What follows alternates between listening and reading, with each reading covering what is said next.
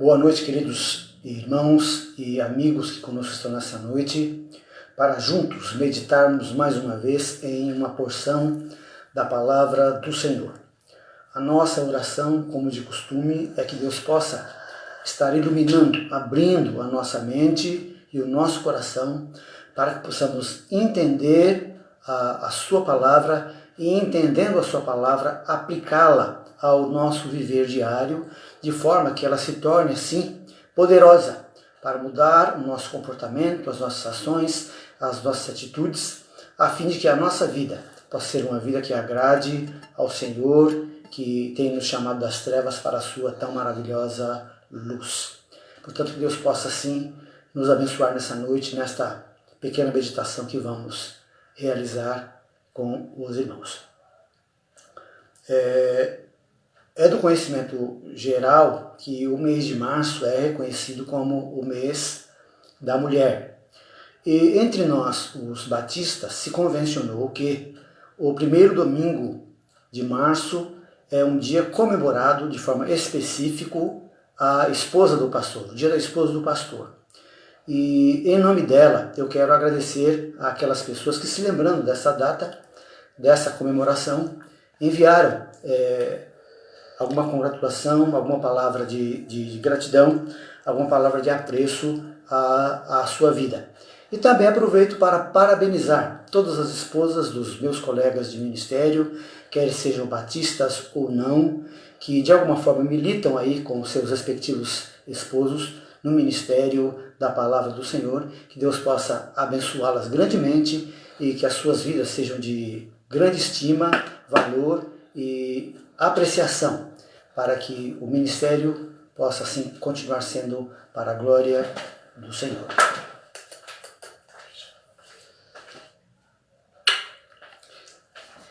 Como não posso beijar todas, beijo a minha, né? Parabenizando-a por esse dia. Que Deus possa assim nos abençoar. Uma das características mais marcantes na vida de um cristão, de um discípulo de Jesus Cristo e da comunidade cristã da qual ele faça parte, é a questão da obediência. Deus não tem tanto prazer em que nós conheçamos a sua palavra, que nós entendamos a sua palavra, se esse conhecimento e esse entendimento não for acompanhado pela respectiva obediência. Aliás, nem o diabo, o nosso adversário, se importa muito com quem conhece a Bíblia, com quem sabe as questões bíblicas, mas que não as vive, porque na verdade nenhum de nós somos capazes de conhecer as Escrituras como ele mesmo a conhece, só que ele não obedece. Então aqueles que conhecem e não obedecem para ele, não representa nenhum problema. Deus ama pessoas que o obedeçam, aplicando à sua vida diária os princípios e valores da sua inspirada palavra, aprendidos em sua comunidade ou em nossa caminhada cristã durante a vida cristã. Nossa obediência é sinal e fator determinante para que a nossa fé, a nossa capacidade de confiar em Deus se efetive. Porque quem confia, obedece. É por isso que Tiago, na sua carta, no capítulo 2, versículo 17, ele nos diz que uma fé que não é acompanhada por obediência, que ele chama de obras, é uma fé morta. Uma fé morta não traz resultado nenhum, quer seja na vida do discípulo, quer seja na vida do cristão, quer seja na vida do evangelho ou de uma igreja local. É nesse sentido que nós vemos Tiago dizendo isso. Obra aqui tem a ver com obediência. Quem crê, obedece. Quem crê, põe em prática. Quem de alguma forma crê que Deus está fazendo a coisa ou pedindo para que ele o faça para o seu bem, obedece. Também o próprio Senhor Jesus Cristo nos informa em João 15,14 que nós só seremos seus amigos de fato se nós obedecermos àquilo que ele nos manda, e nos manda através da sua palavra. Logo, o centro da nossa espiritualidade, o centro do nosso cristianismo, que não é uma religião apenas, mas um estilo de vida centralizado na pessoa de Jesus, é a obediência, porque é ele quem nos dá o exemplo quando nos diz que ele obedece ao seu pai e obedece até o fim. É o profeta Samuel, no seu livro, no seu primeiro livro, capítulo 15, versículo 22, quem nos informa que para Deus obedecer é muito melhor do que sacrificar, obedecer é melhor do que cultuar, obedecer é melhor do que cantar louvores, obedecer é melhor do que falar palavras bonitas, obedecer é melhor do que ofertar o dízimo, e etc, etc, etc e tal. Deus quer que nós o obedeçamos, porque todas essas demais coisas nós podemos fazer sem obediência. Nós podemos fazer pura e simplesmente, como nós vimos na quarta-feira, por uma hipocrisia. Agora, a obediência não. Quem obedece, obedece de coração. O prazer de Deus está na obediência inteligente e incondicional dos seus filhos, às suas orientações advindas da sua inspirada palavra. Veja, obediência inteligente não é uma obediência cega, mas uma obediência incondicional. Existem algumas questões que nós lemos na palavra do Senhor, de algumas pessoas que demonstraram para nós como a obediência deve ser feita, que foge da nossa racionalidade humana, que nós só vamos entender depois que a Escritura vai nos dizer o porquê que aquilo aconteceu. E o caso maior nesse sentido que nós encontramos é a história de Abraão e o seu filho Isaque. Que Deus fala para Abraão: Abraão, vai até o Monte Moriá e me oferece o seu filho, o seu único filho, em sacrifício para mim. Os historiadores dizem que o menino tinha cerca de 18 anos de idade. Era filho único de Abraão. Era a sua descendência. E com certeza durante algum tempo ele chorou. Como Deus não ouviu o seu choro, voltando atrás ao seu pedido, ele arma o seu animal de carga, coloca a madeira sobre o animal, pega o seu cutelo, o seu machadinho, e chama o seu filho para ir até o Monte Moriá para fazer um sacrifício. E chegando lá, depois dele colocar toda aquela madeira sobre o altar, o menino falou: pai, está tudo armado, mas cadê o cordeiro para o sacrifício? E a resposta de Abraão foi: o Senhor proverá. Mas a história nos diz que a fé de Abraão é provada até o último minuto, quando ele coloca o menino sobre o altar, lugar de sacrifício, e levanta o seu cutelo para imolar, para cortar a garganta do menino, e Deus brada dos altos céus: Abraão, Abraão, não faça tal coisa. Eis aí o cordeiro do seu lado, para sacrificar. Deixa o menino vai viver. É óbvio que Deus não queria que Abraão oferecesse seu filho, e Deus, que onisciente conhece o nosso coração, e conhecia o coração de Abraão, sabia que Abraão ofereceria o seu filho. Deus não precisou provar Abraão para conhecer o coração de Abraão. Deus provou Abraão e mostrou para nós como é uma obediência incondicional. E por isso Abraão é chamado de o pai da fé. Isso foi feito para deixar para nós como modelo. E é, de alguma forma, uma oferta inteligente, porque o escritor aos Hebreus nos diz que Abraão tinha plena consciência e convicção que mesmo que ele imolasse o menino, Deus era capaz de restaurar a vida do menino.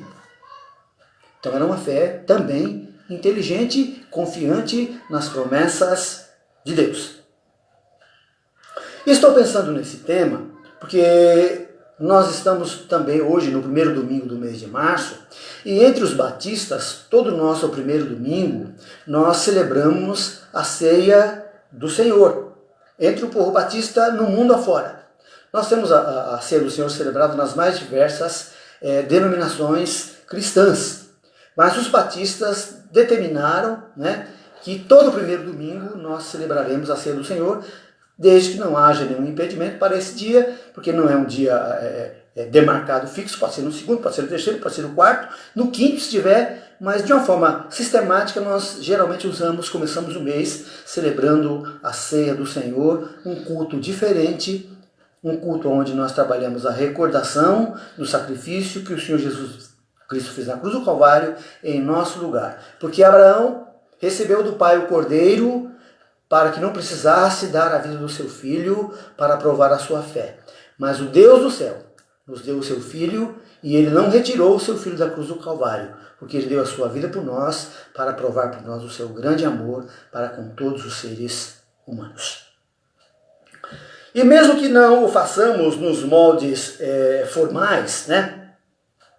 Por conta da pandemia que nós estamos vivendo, ou seja, não dá para a gente celebrar a ceia do Senhor presencial, com o suco de uva, com um pedaço de pão, com aquele momento onde a gente vai celebrar e pensar no sacrifício do Senhor feito em nosso lugar, nós não podemos deixar de pensar nesse memorial, nesse culto onde nós celebramos não apenas a morte, mas a vida do Senhor Jesus, porque nós não celebramos um Cristo morto, nós celebramos um Cristo vivo.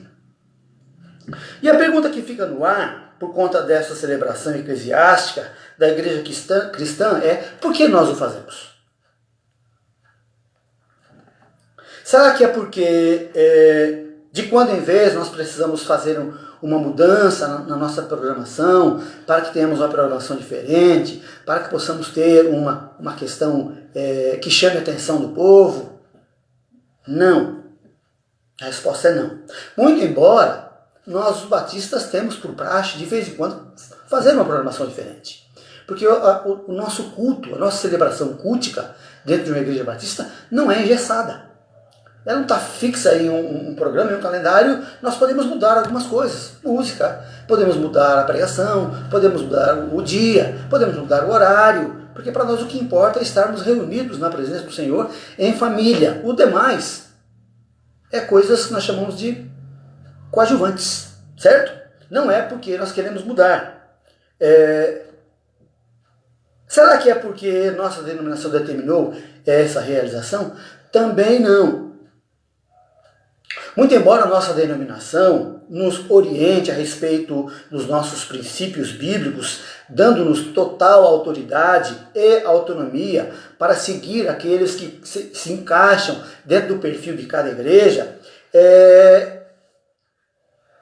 a nossa denominação nos ensina, através do nosso primeiro princípio, de que a palavra de Deus é a nossa única regra de fé e prática. A nossa regra é a Bíblia, orientada, dirigida e governada pelo Espírito Santo dentro de cada igreja. Portanto, nós não precisamos da nossa denominação para nos ditar como nós podemos ou o que nós devemos realizar no nosso culto. Muito embora nós somos uma igreja denominacional, amamos nossa denominação, estamos totalmente ligados à nossa denominação, nós somos igrejas autônomas, mas não somos independentes, nós somos interdependentes umas das outras. E essa interdependência se efetiva na nossa denominação batista paranaense, denominação batista brasileira e a nossa denominação das igrejas batistas no mundo, a Aliança Batista Mundial.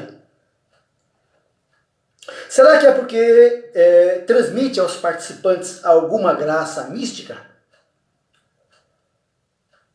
Ainda que certos grupos dentro do cristianismo creiam nesse ensino, temos que dizer que esse também não é o motivo pelo qual nós os reunimos, porque não cremos nesta ideologia, não cremos nessa visão de que a ceia do Senhor transmita qualquer graça, qualquer poder místico, não se transforma o suco de uva e o pão em nada, não contém em nada. O suco de uva é suco de uva e o pão é pão. Eles apenas representam, literalmente, o corpo e o sangue do Senhor Jesus Cristo moído e derramado na cruz do Calvário.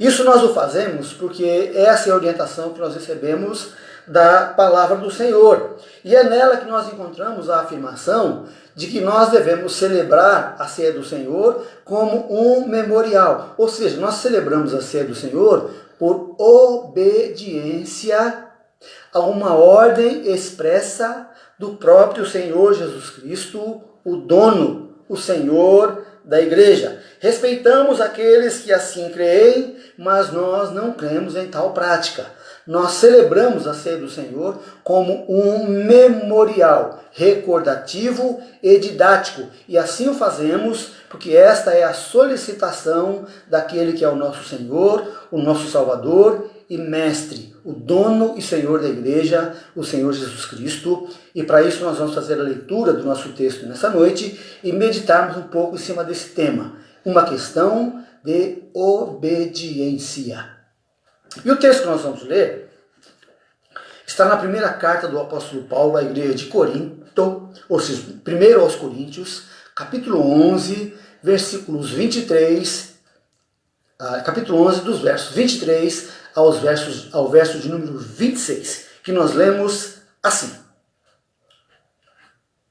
Pois isto é o que o próprio Senhor disse com relação à sua mesa, e que eu antes já lhes havia transmitido, que na noite em que o Senhor Jesus foi traído, ele tomou o pão e depois de haver agradecido a Deus, partiu-o e o deu aos seus discípulos, dizendo: tomem e comam, isto é o meu corpo que é entregue por vocês. Façam isso para se lembrarem de mim. De igual modo, ele tomou o cálice de vinho depois da ceia, dizendo: este cálice é a nova aliança no meu sangue. Façam isso em memória de mim, toda vez que o beberem. Porque cada vez que vocês comerem esse pão e beberem esse cálice, estarão anunciando a mensagem da morte do Senhor, morte que ele sofreu por vocês. Façam isso até que ele venha. Vamos orar? Bondoso Deus, lida está a sua inspirada palavra. Fala ao nosso coração. Ela é viva e que nós possamos, na meditação dela, entendermos e, entendendo, aplicar as suas verdades à nossa vida e à nossa prática de cristianismo cotidiano. É o que nós te pedimos, é o que nós já te agradecemos em nome de Jesus. Amém.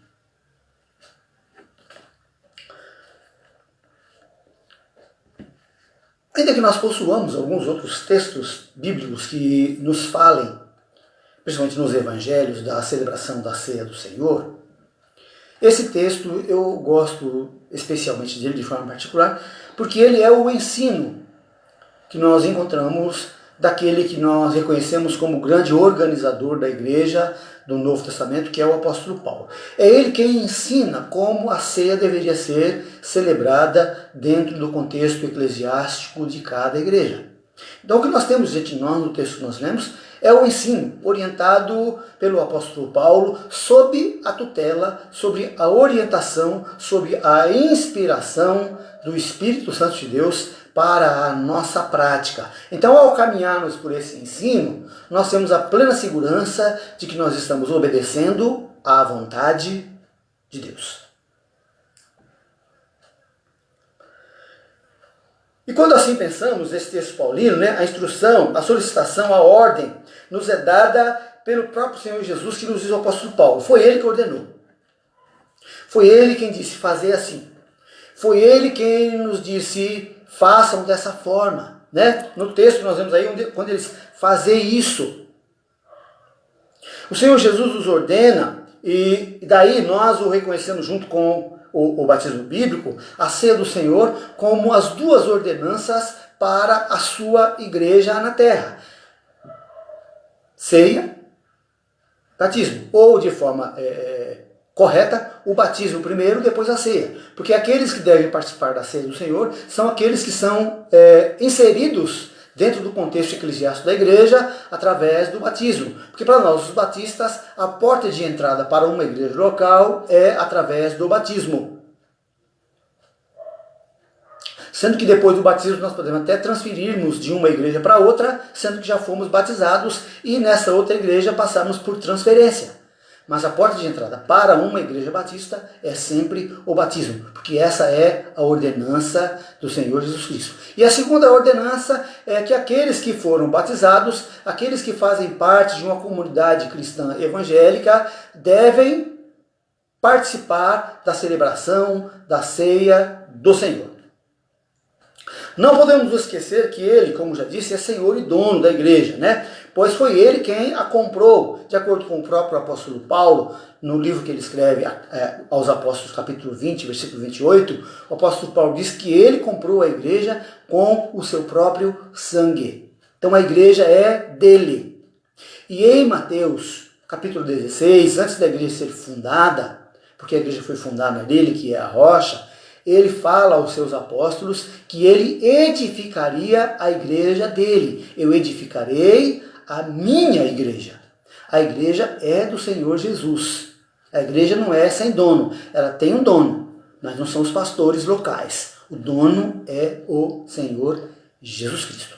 Ele é ao mesmo tempo o seu dono, ele é ao mesmo tempo o seu resgatador, ele é ao mesmo tempo o seu justificador e ele é ao mesmo tempo o esposo da noiva, que é a igreja na terra. Logo ele nos orienta a fazer isso e ele completa a frase: em memória de mim. A ceia do Senhor é uma celebração que nós chamamos de cunho didático recordativo. É recordativo por conta justamente desta fala do Senhor Jesus, é para ser feito em memória dele. Todos os demais cultos que nós celebramos na igreja cristã, eles são em adoração a Deus da pessoa do Senhor Jesus Cristo. Porque nós adoramos a Deus adorando o seu Filho. Porém, a celebração da ceia do Senhor é um culto onde nós o fazemos em memória dele. É um culto recordativo, sim. Né? Ela possui um caráter que chamamos de paradoxal, pois é um convite para celebrarmos o que nós poderíamos chamar de um funeral, porque nós celebramos a morte de alguém, a morte do Senhor Jesus Cristo, né? Ou alguém que morreu, e por mais que nos esforcemos, não dá para festejarmos a morte. Porém, o caráter paradoxal toma conta porque é um culto festivo, porque Jesus não ficou morto. Nós não celebramos um Cristo morto. Ao terceiro dia, ele ressuscitou. E hoje está assentado à direita do seu Pai, intercedendo pela sua igreja no céu. O intercessor da igreja no céu é o Senhor Jesus Cristo e não outra pessoa. Biblicamente falando, o apóstolo Paulo diz que nós temos um único intercessor entre Deus e os homens, um único mediador, Jesus Cristo, o homem, só ele, mais ninguém. Mas no caso do Senhor Jesus, a adoração, o louvor, a alegria domina a ceia do Senhor, pois nela nós celebramos um Cristo vivo, um Cristo ressurreto, um Cristo que caminha conosco e caminha vivo nos nossos corações, e todas as vezes que a igreja se reúne em nome dele, ele presente está, porque foi ele mesmo que disse que todas as vezes que 2 ou 3 se reunissem em nome dele, ele estaria no meio deles. Portanto, quando nós o celebramos, mesmo através desse vídeo, ele está entre nós, dirigindo, governando a nossa mente, para que possamos aprender e aplicar a sua palavra. Ela não é uma solenidade fúnebre, melancólica, demarcada pela tristeza. Muito pelo contrário, ela é sinônimo de alegria, de vitória do Senhor, que se transforma na nossa vitória. Porque se Jesus tivesse morrido e não tivesse ressuscitado, nós estaríamos perdidos. Mas como ele ressuscitou, nós podemos ter certeza de que a morte física vai nos abraçar um dia, como eu tenho dito nos meus mais diversos vídeos. Nós vamos morrer. Eu espero que não seja de Covid por esses dias, né? Eu espero que você morra bem velhinho, e eu também, né? Mas um dia nós vamos morrer. Mas quem está em Cristo, conforme a própria palavra dele, diz: aquele que crê em mim, ainda que esteja morto, viverá. E ele só pôde fazer essa promessa porque ele vivo está depois de ter morrido e passado 3 dias dentro da terra. Foi a morte do Senhor Jesus que trouxe-nos vida. Por isso ela, a ceia do Senhor, é uma celebração da vida, de alegria, de júbilo, de festa. Esse é o caráter recordativo, né? Memorial dessa celebração. Ela nos faz recordar a salvação que temos e o preço que foi pago para que graciosamente nós pudéssemos sermos alcançados pelo Senhor. O apóstolo Paulo, escrevendo a sua carta aos Efésios, capítulo 2, versículo 8, diz que pela graça nós somos salvos, mediante a nossa fé.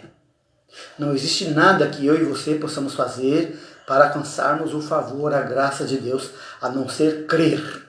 no sacrifício do Senhor Jesus Cristo na cruz do Calvário, assumindo esse sacrifício como sendo meu.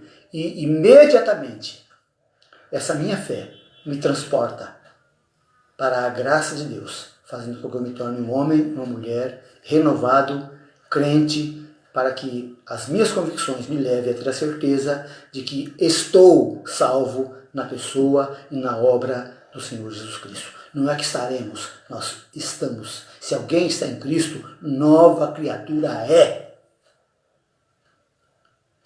Evangelho de João capítulo 10, verso 10, o Senhor Jesus diz: eu vim para que vocês tenham vida e vida em abundância, e tenham agora, não é para depois.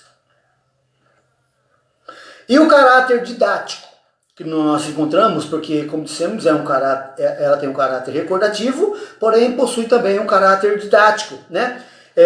Quais as lições que a ceia do Senhor nos ensina? O que nós precisamos aprender? O que nós precisamos aplicar ao celebrarmos a ceia do Senhor? Nós temos aqui, eu separei pelo menos 3 lições dentro desse texto do apóstolo Paulo, para que nós possamos aplicar à nossa vida. Primeiro, no versículo de número 26, né? O Senhor Jesus nos informa que nós temos uma graciosa ou uma gloriosa mensagem para proclamar. No verso 26, nós vemos que ele morreu e que a morte dele é a chave para a salvação, para a inclusão de todo e qualquer pecador no reino dos céus, mediante a graça que é oferecida por Jesus Cristo na cruz do Calvário para todos. A graça, ela é suficiente para alcançar a todos, independente da condição de pecado que uma pessoa possa ter. Ela é capaz de dar a essa pessoa uma nova oportunidade, uma nova vida em Cristo. Essa mensagem de que o Senhor Jesus Cristo morreu na cruz, propiciando oportunidade para todo e qualquer pecador de se reconciliar com Deus, é o alvo, é o centro, é o cerne de toda a pregação evangélica. Por isso o apóstolo Paulo, na sua primeira carta aos Coríntios, capítulo 1, versículos 23 e 24, ele fala: nós pregamos a Cristo, e Cristo crucificado, poder de Deus, para a salvação de todo aquele que crê. A palavra bíblica, evangelho, tem o seu significado literal como boas notícias. E nós costumamos dizer boas notícias de salvação. E ela foi fundada, né? Aliás, foi cunhada, literalmente, pelo anjo Gabriel, na noite em que o Senhor Jesus nasceu, quando ele apareceu para os pastores que estavam nas campinas de Belém, pastoreando os seus rebanhos. E o anjo Gabriel ali apareceu para anunciar àqueles pastores que o menino Jesus havia nascido. Ele diz: eis que eu vos trago novas de grande alegria, porque vos nasceu hoje, na cidade de Belém, aquele que é o Cristo, o Salvador do seu povo. Isso está transcrito no Evangelho de Lucas, capítulo 2, versículo 10. Então as boas novas, a pregação evangélica, que nós como cristãos devemos proclamar com a nossa vida, e se preciso for com os nossos lábios, é que há sim lugar para todos os homens que queiram aceitar Jesus Cristo como seu Salvador no céu. Por isso o Senhor Jesus diz: vou para o meu Pai preparar-vos lugar. E na casa do meu Pai há muitas moradas. O plano de Deus para nos perdoar os pecados e nos restaurar em sua família é tão simples que as pessoas preferem se envolver com complicações religiosas. Tipo, faça isso, faça aquilo, não faça isso, não faça aquilo, guarde isso, guarde aquilo, guarde esse dia, guarde aquele dia.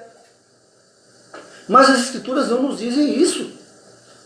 As Escrituras dizem que pela fé nós somos salvos, independente de guardarmos um dia ou outro dia, independente de usarmos uma roupa ou outra roupa. É óbvio que a roupa do cristão vai ser uma roupa conveniente, com um novo nome, com um novo caráter que ele assume. Mas não é a sua roupa que vai determinar a sua salvação ou não. Mas a Igreja de Cristo, enquanto aqui na terra, possui essa gloriosa nova a proclamar, que a salvação está disponibilizada a através do Senhor Jesus Cristo a todas as pessoas através da fé. Eu gosto muito da expressão do apóstolo Paulo, eu já citei isso e cito todas as vezes que eu falo a respeito da salvação, do carcereiro de Filipe, que indagou o apóstolo Paulo, o que é que eu preciso fazer para ser salvo? O apóstolo Paulo lhe responde, crê no Senhor Jesus Cristo e serás salvo, tu e a tua casa. Ele disse, creia. Ele disse, creia e será batizado. Ele disse, creia e guarde tal dia. Ele disse, creia e faça tal coisa. Creia. Isso está transcrito lá no livro de Atos dos Apóstolos, me parece que no capítulo 17 do livro de Atos. A segunda coisa que nós temos a observar e aprender está no verso número 27. Temos uma solene advertência a acatar, que não devemos participar da ceia do Senhor de forma inconveniente ou de uma forma indigna.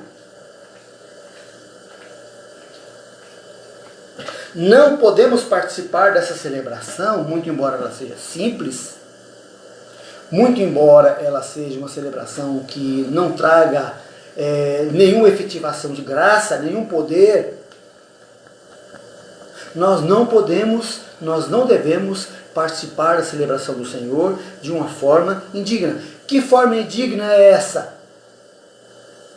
A forma indigna é você participar da ceia do Senhor sem nenhum discernimento do que está acontecendo. Se você ainda não aceitou Jesus Cristo como seu Salvador e Senhor, e aí é que entra a ideologia de que somente aqueles que já têm um compromisso com a igreja local devem participar da celebração, se você não tem esse compromisso com nenhum corpo de Cristo, com nenhuma igreja, se para você a morte do Senhor Jesus Cristo ainda não significou nada, a ceia do Senhor também não significa nada. Então participar dela se torna uma coisa indigna. É por isso que nós, os batistas, repudiamos de uma forma quase que plena e total o tal do batismo livre, aliás, a ceia livre para qualquer pessoa, que algumas igrejas cristãs celebram. Qualquer um que está ali no decorrer do culto participa, recebe tanto um elemento quanto o outro. Entre nós, os batistas, nós temos o cuidado de não permitir, ensinando que pessoas que não fazem parte de uma igreja evangélica, ou seja, ainda não sabem discernir o que é que está acontecendo, não devem participar, porque estarão participando de uma forma indigna.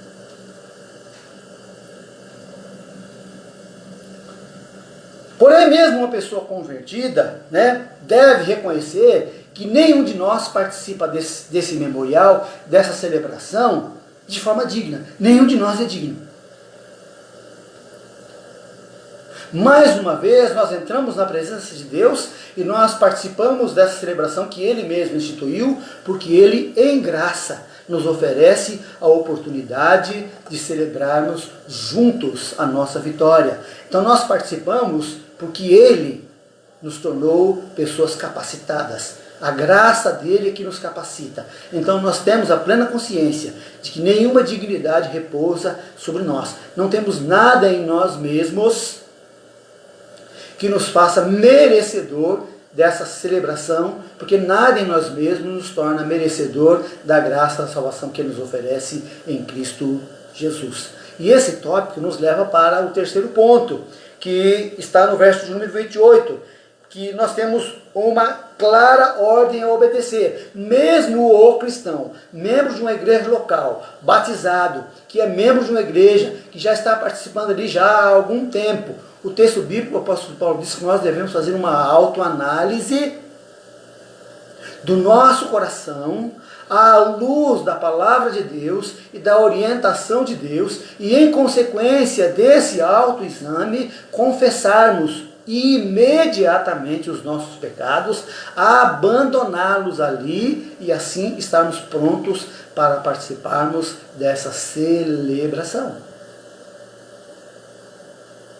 Todas as vezes que nos reunimos para a ceia do Senhor, devemos nos autoavaliar, devemos fazer um retrospectivo, um diagnose, um raio-x de nós mesmos com a ajuda de Deus. Porque na verdade quem conhece de fato o nosso coração de forma plena e completa é Deus. Jeremias, no capítulo 17, se não me engano, no versículo 8 ou 9, diz que o nosso coração ele é enganoso. Muitas vezes ele nos engana. Mas quando o nosso coração é avaliado à luz da orientação de Deus através da sua palavra, o nosso coração não pode enganar a palavra de Deus e, em consequência disso, a nossa avaliação vai nos conduzir àquilo que nós precisamos abandonar: práticas, costumes, usos, ideologias, para que possamos assim celebrarmos a ceia do Senhor em família e abandonarmos aquilo que nós devemos fazê-lo em consonância à obediência que nós devemos ter à palavra do Senhor. Ao fazermos isso, nós devemos olhar pelo menos em 4 direções. Primeiro, nós precisamos olhar para frente, né? Se já possuímos a salvação em Cristo pela fé, primeiro precisamos olhar para trás. Olhe para o passado. Jesus morreu na cruz, morreu por você, no seu lugar. Você já compreende isso? Você já entendeu que a cruz foi o lugar onde a sua salvação se efetivou? Você já tem Jesus Cristo como seu Salvador e Senhor? E se não tem, o que é que te impede? Se a salvação é apenas por crer, o que é que te impede? Não estou dizendo ser membro de uma igreja. Não estou dizendo ter uma religião. O inferno está cheio de gente que já passou por membro de igreja e de gente que possui religião, mas que não aceitaram Jesus Cristo como seu Salvador e Senhor. Porque a nossa salvação está efetivada na graça de Deus por intermédio da nossa fé no sacrifício de Jesus na cruz do Calvário. Salvação sem cruz não existe. O segundo olhar é para frente, né? Se nós já possuímos a salvação em Cristo pela fé, nós o aguardamos, porque o texto diz que nós devemos celebrar até que Ele venha. Nós estamos aguardando o dia em que Ele vem nos resgatar, o dia que vem nos buscar como igreja dEle, para junto com Ele celebrarmos em uma grande ceia que as Escrituras chamam de as bodas do Cordeiro. Onde vai ser, não sei, mas eu sei que vamos celebrar com Ele, na presença dEle, uma grande festa. Todos os seus redimidos, desde Adão até os dias da igreja, todos celebraremos juntos. Antes de entrarmos no seu reino, nós vamos celebrar uma grande festa, uma grande celebração que não precisará mais ser recordativo, porque Ele estará conosco para sempre. O segundo olhar deve ser ao nosso redor. Veja a sua família de fé. Veja os seus irmãos que juntos comungam com você dessa mesma esperança. Como está a sua comunhão com os seus irmãos? Gente, ter dificuldades em família é coisa normal.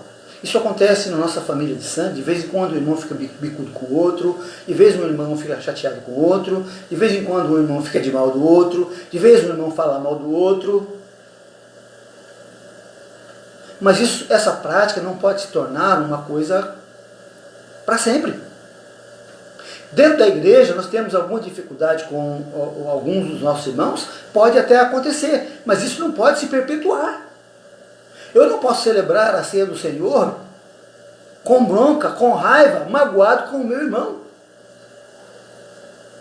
Porque, mais uma vez, isso é hipocrisia. Então a ceia do Senhor deve nos levar a nos unirmos mais. É um momento de comunhão. Então nós precisamos nos encontrarmos, nos abraçarmos, reconhecermos que nós temos as nossas deficiências, nós temos as nossas dificuldades, nós temos as nossas diferenças, mas nós somos irmãos. E como irmãos, nós devemos estar unidos e juntos, para que os nossos escudos juntos possam proclamar a glória do Senhor e batalharmos pela fé que uma vez por todas foi entregue aos santos, usando a expressão de Judas, irmão do Senhor Jesus Cristo. Você possui alguma resistência contra o seu irmão? Você possui algum problema que você precisa corrigir, alguma dificuldade? Precisa ser acertado. Não apenas para celebrarmos a ceia, mas para que possamos caminharmos em harmonia. Porque o evangelho sem harmonia também não vai chegar a lugar nenhum, né? E por último, nós devemos olhar para dentro de nós mesmos. Como está o seu coração? Como você está em sua caminhada com Deus? Como está o seu testemunho na sua vida cristã, entre os seus amigos, entre os seus parentes, entre os seus amigos, entre os seus colegas de trabalho? Nós precisamos nos autoavaliar se nós não estamos vivendo o Evangelho apenas e tão somente de blá blá blá, de conversa fiada, da boca para fora. E esse é o momento para nós fazermos essa avaliação. Qual tem sido a minha conduta? Qual tem sido a minha forma de viver? Qual tem sido o meu procedimento no meio das pessoas com quem eu compartilho a minha vida? Todos, ao caminhar comigo, sabem, percebem que eu sou um cristão ou não? Ou como disse alguém, será que você é um agente secreto? Ninguém sabe que você é um cristão, nem Deus. Quais ações você precisa reparar? Quantos perdões você precisa pedir? Quantos perdões você precisa conceder? Porque na vida nós precisamos aprender a perdoar e a ser perdoado.